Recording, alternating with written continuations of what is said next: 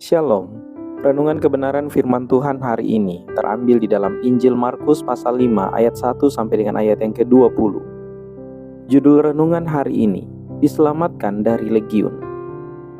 Kisah perjumpaan Yesus dengan orang yang tinggal di kuburan adalah kisah luar biasa tentang pembebasan bagi yang tertolak. Ini merupakan contoh lain di mana Yesus melakukan perjalanan ke suatu daerah yang dihuni oleh orang bukan Yahudi. Gerasenes atau Gadara dalam beberapa terjemahan dalam bahasa Yunani berarti mereka yang datang dari siara atau berperang.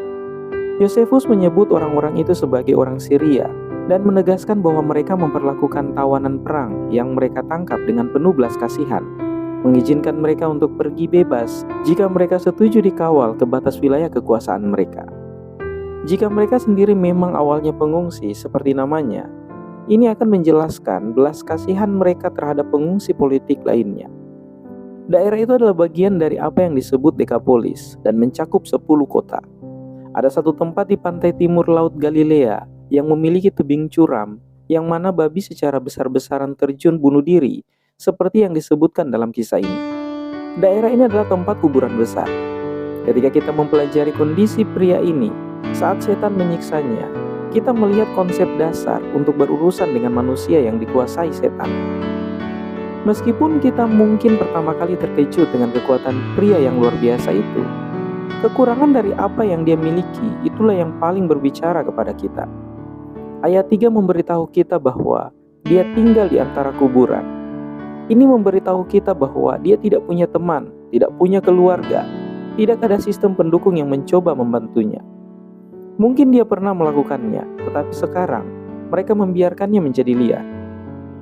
Kita diberitahu bahwa dia pernah diikat dengan rantai dan belenggu, tetapi mereka tidak dapat menahannya. Alih-alih menerima bantuan, pria ini malah menerima rasa sakit, penolakan, dan isolasi. Ayat 5 memberitahu kita bahwa dia menghabiskan siang dan malamnya berteriak dan meremukkan dirinya dengan batu.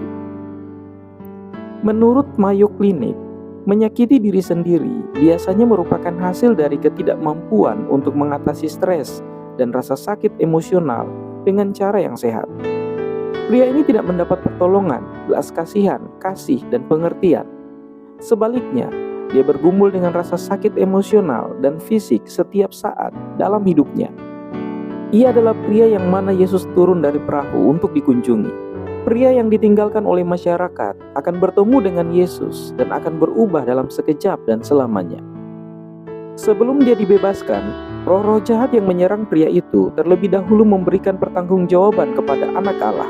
Ayat 6 mengatakan, dan ketika dia melihat Yesus dari jauh, dia berlari dan menyembah dia. Setan tidak punya pilihan selain menyembah Kristus. Citra pertemuan ini luar biasa.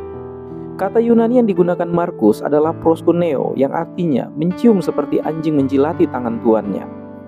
Setan-setan itu tidak hanya dipaksa untuk bersujud di kaki Kristus, tetapi cara mereka melakukannya hampir merupakan suatu kerendahan hati. Disinilah kita belajar siapa yang menyiksa pria malang ini. Nama yang diberikan adalah legiun. Legiun adalah resimen militer Romawi yang terdiri dari antara 4.000 sampai 6.000 prajurit.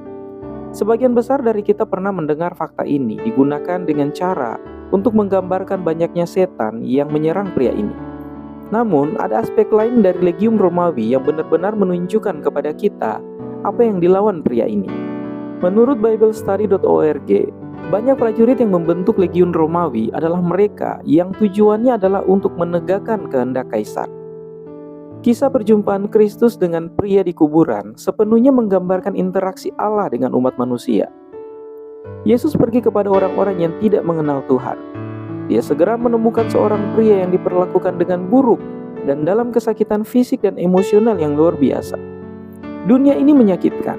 Setan telah bekerja sejak permulaan waktu untuk memastikan bahwa manusia disakiti. Tetapi tidak peduli seberapa kuat setan dan pasukannya, Tuhan lebih kuat. Iblis mungkin menyombongkan diri bahwa mereka tidak membutuhkan Tuhan.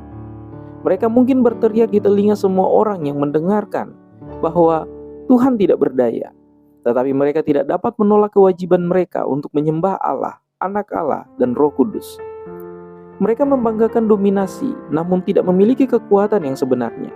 Itulah realitas dunia tempat kita hidup. Sayangnya, ceritanya berakhir dengan paralel lain, dengan masalah dunia yang jauh lebih besar. Setan-setan itu yang diusir dari pria itu merasuki kawanan babi yang lari di tebing-tebing di sepanjang Laut Galilea.